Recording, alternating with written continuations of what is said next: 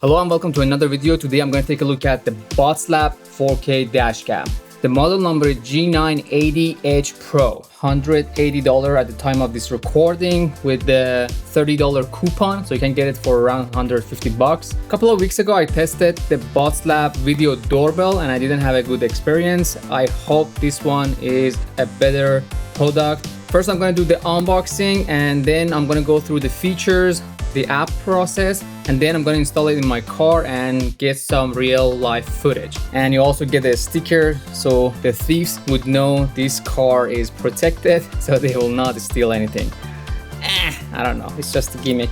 We have some adhesive tapes for installing, I assume. I love that they included the SD card. Not many brands do that, but I don't want to go out and shop for another SD card for a different device. It should be included, and we have a 64 gigabyte of storage included.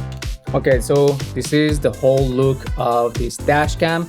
Actually, the design is pretty good. I really like the design. It looks really nice. So we have the 4K camera in the front. We have an adhesive tape. We have a SD card slot on the right side. And also we have the ports for power and also the rear camera. At the bottom, we have the control buttons. And on the top, we have a speaker. And it also has a microphone underneath. So it will record the inside the cabin audio as well. And also in the back, we have a monitor.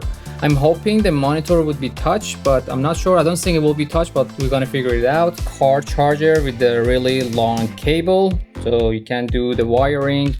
We have a tool to help you to install the cable.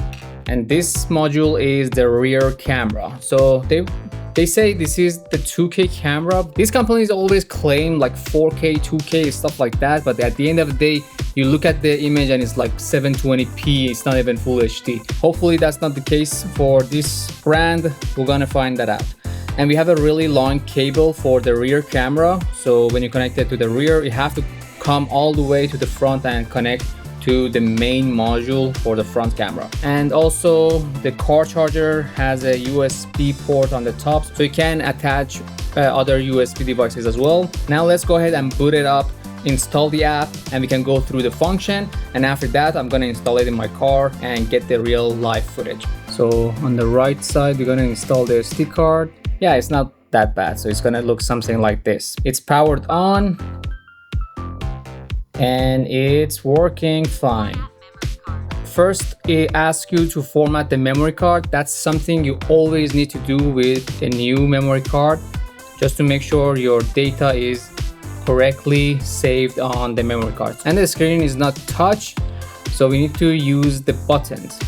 So it's formatted the memory card and it's already started to recording the video. So that's a good thing, because every time you start the car, you don't have to turn on the dash cam. All of them are like that, and it will automatically start recording the front camera and the rear camera. So, and the rear camera is attached as well, and it's working. So he asked me to align this horizontal line with the horizon just to make sure everything is leveled up. From what I'm seeing in the live video, I can say the camera quality is pretty good, especially in this lighting, but we're gonna have to test it in real life. So we can actually switch between the rear camera and the front camera. Rear camera is doing good as well. I mean, what I'm seeing, but we have to test it out again. So far, I think the quality is good. So they weren't really lying about the quality. So that's a good thing. That button only switch between the front and rear camera. And we can go to the setting as well. And we have some options here. We can have like change the recording setting. Right now, the resolution is 4K. We can drop it down to 1080p. Or even, yeah, 1080p is the lowest. So the lower quality only gives you more space on the SD card. I prefer to have like a higher resolution for this type of things. And we also can change the loop recording. So every 1 minute is gonna separate the file. So if anything happens, you're gonna lose only 1 minute.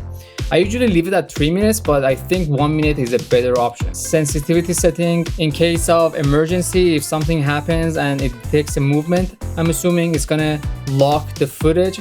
We have that option here. It also has a built-in GPS, so it will give you the speed as well. And you can disable the logo and the GPS position. You don't want to do that because maybe for insurance purposes, GPS data is needed.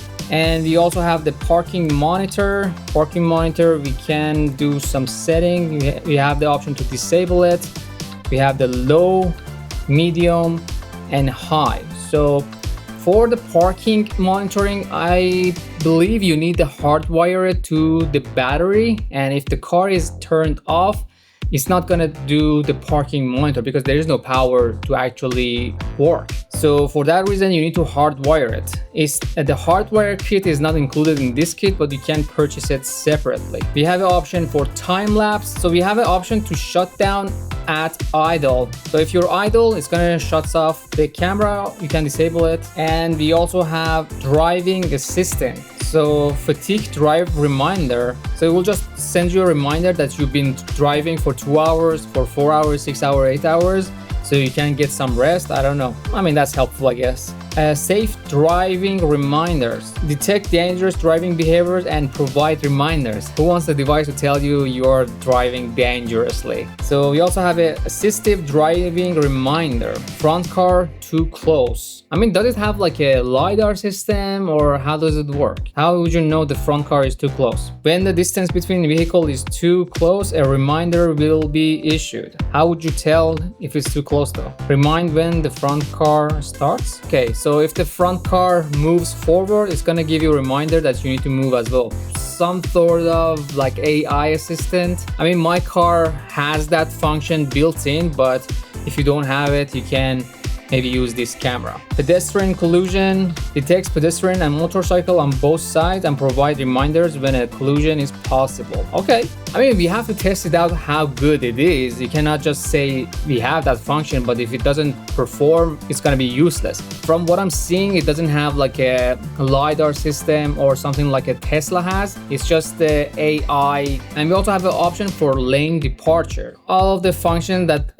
pretty much a modern electric car has, it's gonna give you that option. Okay, so and we also have the system setting. What we have here, okay, we can adjust the speaker volume. We can mute the device. So we have voice commands. So take photo, video start, turn on screen, turn off screen. That's good. So you can actually, without touching the device, you can give it some commands. And we also have an option for GPS information. As you can see, the GPS is working and connected. And also we can press the button to go into the gallery. It's gonna show me the loop videos. So that's pretty much what I recorded right now in the studio, and all of them are available on the SD card. And you also have an emergency video. I don't think there will be any emergency video right now. And you also have a parking monitor videos, which is empty right now. That's pretty much what we can do on the dash cam. Let's open the app and see what we can do with the app. So the app is called Botslab, same as the brand. When you open the app, we need to add a device. So we go to the add device, and we have a bunch of different stuff here. So we have a Botslab 980H series dash cam. I'm gonna select that. Okay, so we need to go to the setting on the dash cam and go to the phone pairing. And we're gonna select the Bluetooth pairing. All right, we just found the device. That was really quick and easy and fast. And we're gonna get started. Yeah, so we have an option to live broadcast from the dash cam. That's pretty cool actually. You can just see what's going on. Oh, okay, so for that reason we need to connect directly using the Wi-Fi to the dash cam. So it's gonna disconnect from your Wi-Fi and connect directly to the dash cam. And the connection failed.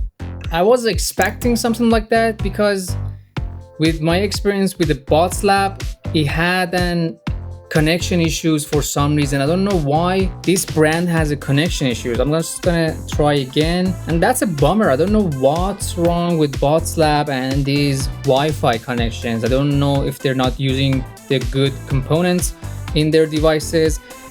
The doorbell has a connection issue, and now again we have an issue with the Wi-Fi. I mean, you see this, it's like real life and this is happening on the video. I mean, this is unfortunate when you review something and these things happens. I mean, that's actually good because you know you're gonna have like connection issues with these devices. Very disappointed from Botslab brand in general. Like, I tried 2 of their devices and all of them had the connection issues. So how can I be able to use this? All right, let's try again. Live broadcast. I'm giving it another chance.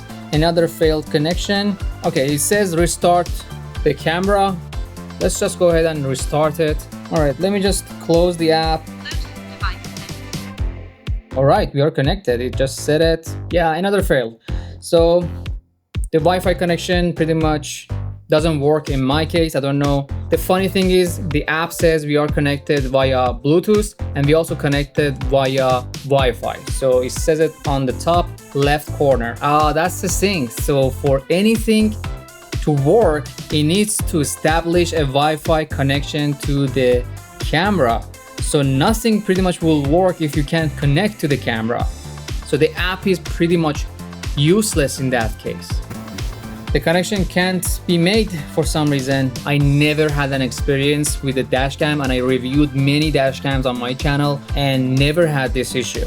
So that was the app experience until they update the app or make some adjustment, update the firmware or something. The app function and the Wi-Fi functions of this Botslab 4K Pro doesn't work. Anyway, but the device works on its own and I'm gonna give it a benefit of the doubt and install it in my car and get some real life footage, and hopefully in the future they update the app and fix the issue with the app, because the device might be good and we have a software issue. Stay tuned. So it's been like a week or so since my initial unboxing and the Botslab app is actually updated, but unfortunately still has a problem with the connection. I thought after the update I'm able to connect to the camera directly and I can use the app features, but that wasn't the case and it doesn't work for me at least. I'm not sure about other people, but besides the app, camera quality is actually decent. I think they promised the 4K quality, but it's not 4K per se. I know the resolution is 4K, but it doesn't scream 4K quality. That's the issue here. It's pretty much a decent quality. You can read the license plates, you can see what's going on, and that's like an average dash cam, like any other dash cam that I've tested in the same range. And also for the rear camera, they say 2K quality is still an average video quality. It's not really super sharp. It's like any other dash cam, like a rear camera, same quality. They're not really doing anything different, and that's the same thing basically. And I also tested the audio capture inside the cabin and the audio capture works fine. Testing the audio 1 2 3 1 2 3. This is the audio you're hearing from inside the car. How does it sound?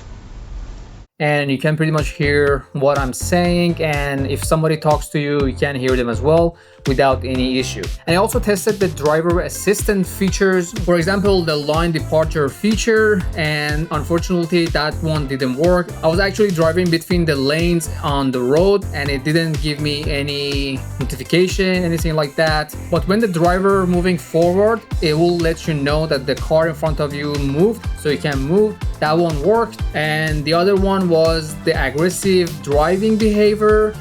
For some reason it worked, because I mean if you do a really sharp turn left and right, it will give you a warning to be cautious and be careful. That one worked as well. But I think the most important one was the lane departure, and that one didn't work. And also the GPS function works fine. So when you record the video, you also record the GPS location as well. So you can get the GPS information using the GPS player app. But overall, in my experience, this is a pretty average dash cam. And for the price of this dash cam, you might as well get another dash cam maybe cheaper or same range that actually has the app function working well right now, because it's not really a major huge difference between this dash cam and other dash cams on the market, with the difference that it has a couple of features that doesn't work and the app doesn't work as well. So in my opinion, I reviewed many dash cams in the past, and I'm gonna tag the one that I recommend right here and also in the description, so you can get that one as well with all the features working right out the gate. So that's the review. Thanks for watching this video. I hope you enjoyed it, and it will help you make a better decision if you want to purchase this dash cam or not. Let me know what you think about this in the comment section. I will see you in the next video.